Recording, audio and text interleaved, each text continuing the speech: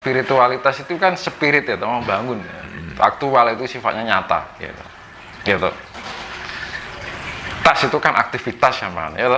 Nah itu suatu tindakan yang dari pembangunan diri kita, cara memahami pola pikir kita, belajar dari kehidupan sehari-hari, belajar dari pemahaman di dalam keheningan, di dalam keramaian, gitu. Ya diarani topo wening, topo ngerame, gitu. Topo wening ya kita henung-hening. Gitu, meditasi, kita melatih yoga, perenungan, itu kan pengolahan itu ya. Nah terus kita bisa menerapkan, mengimplementasikan pada kehidupan yang alam rame, yaitu pokok rame. Kita berbuat baik pada orang lain, kita harus bisa menerima keadaan, kita tidak baper dengan keadaan, kita tidak baper dengan omongan orang. Nah itu bagian topong rame yang umum.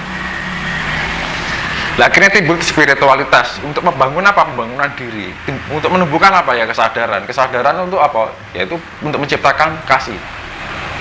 Kalau kasih kita timbullah kedamaian sebagai menjadi jiwa pemelihara, ya isui. Tujuannya apa? Untuk pemeliharaan. Apa memelihara ya? Pikiran kita, rasa kita, karsa kita, perilaku kita, mulut kita yang kita pelihara. Kan kuncinya kan untuk menjadi pribadi yang mempunyai sifat pemelihara. Khalifah, Mas. Nah itu spiritualitas sebenarnya itu. Kalau kita mengakui diri kita spiritualitas tapi kita tidak mempunyai jiwa pemelihara, itu ya bukan. Gitu. Itu hasil pemeliharaan, itu hasil, Mas. Hasilnya itu. Jadi kita memelihara itu ya namanya melihara, nggak pernah menjelek-jelekkan orang, tapi memberikan suatu keagungan pada orang, gitu. Memberikan ayam tentrem pada diri orang lain, tidak menjat disifat orang lain, tidak menilai keburukan orang lain, karena setiap manusia punya proses masing-masing. Ya kita harus bisa memahami itu. Yang ketiga, Mas, budaya atau adat. Nah budaya itu suatu ajaran adiluhung yang sudah diciptakan oleh leluhurnya, ya sudah menjadi adat ya. Kan setiap budaya kan daerah kan beda-beda. Kalimantan begini, Kutai begini, Sulawesi begini, Makassar, ya toh, Jawa. Itu budaya. Budaya itu sesuatu budidaya, yaitu sesuatu yang sudah dikembangkan.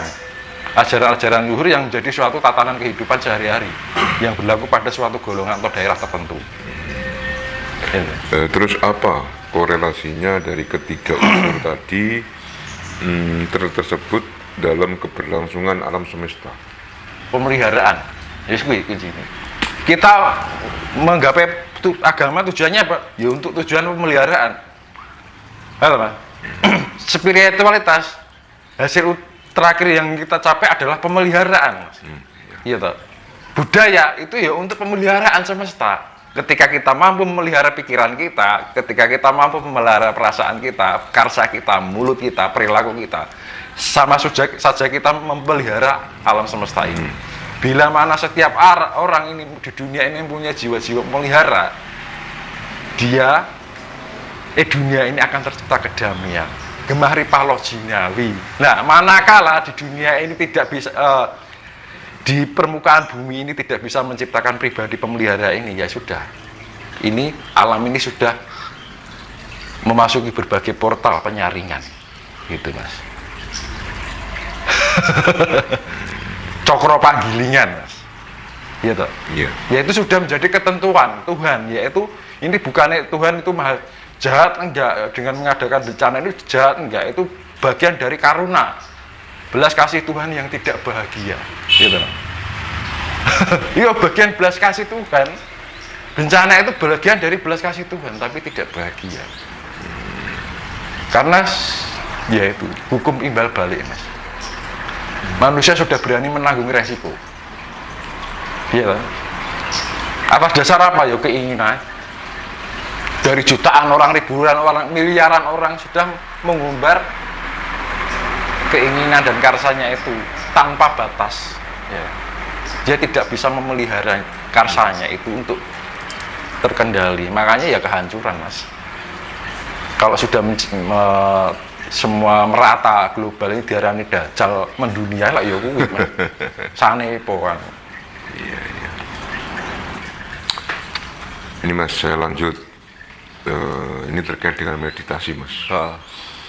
Bagaimana cara meditasi bagi perempuan, apalagi perempuan yang haid? Nah, apa di skip dulu dan lanjut meditasi setelah haid berhenti?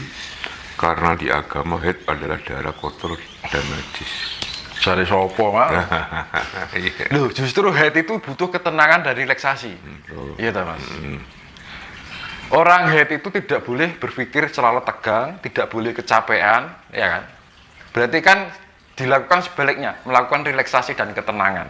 Padahal meditasi itu adalah jalur untuk menuju relaksasi dan ketenangan itu, mencapai kedamaian. Justru bagus orang haid itu untuk meditasi. Ngono. Orang haid itu nggak boleh berpikir banyak, tidak boleh kecapean, kan nggak bagus untuk kesehatan.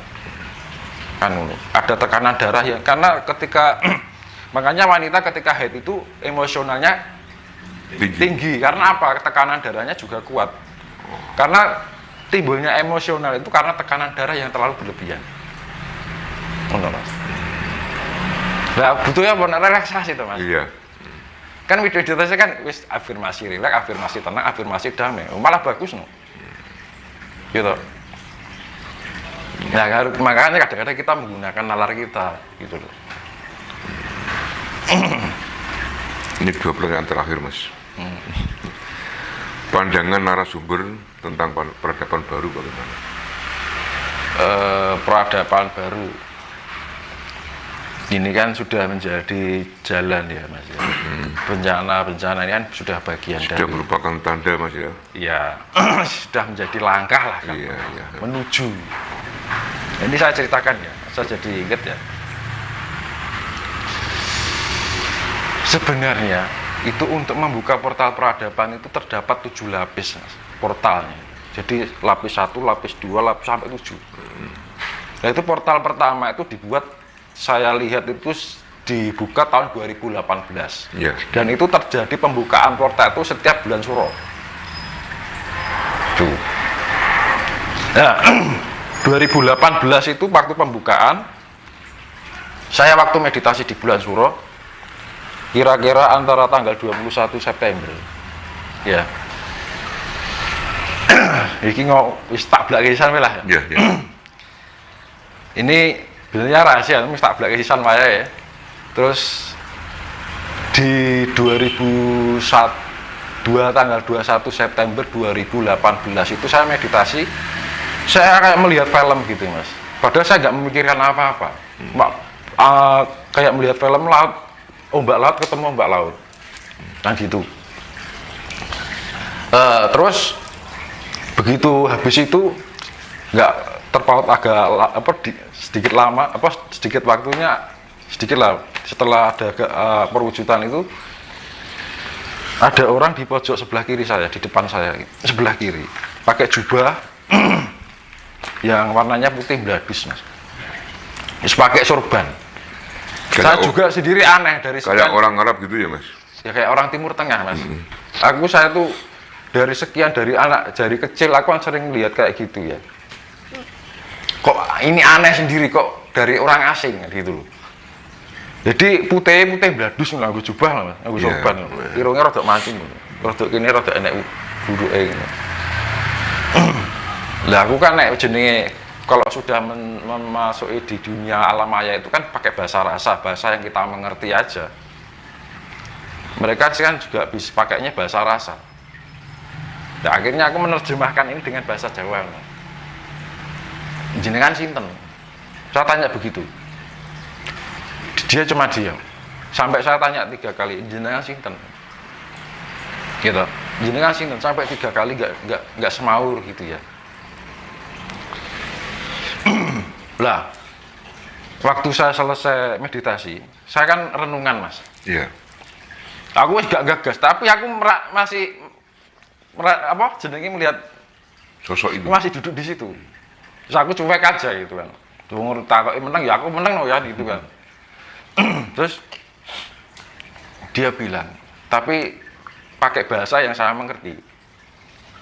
Aku yang kidir. Kidir kan bilangnya gitu. Kidir, aku kan waktu kan basic kan bukan muslim kan. Iya. Jadi aku nggak mudeng Kidir iki sapa. Akhirnya aku buka ning Google, Mas. Setelah aku perenungan, aku penasaran Kidir iki sapa. Aku nulis Kidir kan, Kidir. Terus kan biasanya ning Google ada pembenahan kata itu kan. KH gitu kan. Iya, iya. Dia penguasa samudra. Lah aku kok ada ya? Ternyata di Google Nabi Khidir ada ya kan. Kan ngono loh. Terus akhirnya itu tanggal 21 ya September. 28 September tahun 2018 terjadi tsunami Palu, Mas. Iya, iya. Nah, setelah kejadian itu, loh, aku lah baru sadar. Kok kayak mimpi, kayak apa kok mimpi? Apa kayak yang gambaran sing tak lihat gitu kan. Jadi kenyataan, Mas. Ada Itu, pesan apa itu, dari beliau? Itu pas bulan Suro. Ada pesan apa dari beliau? Yo intinya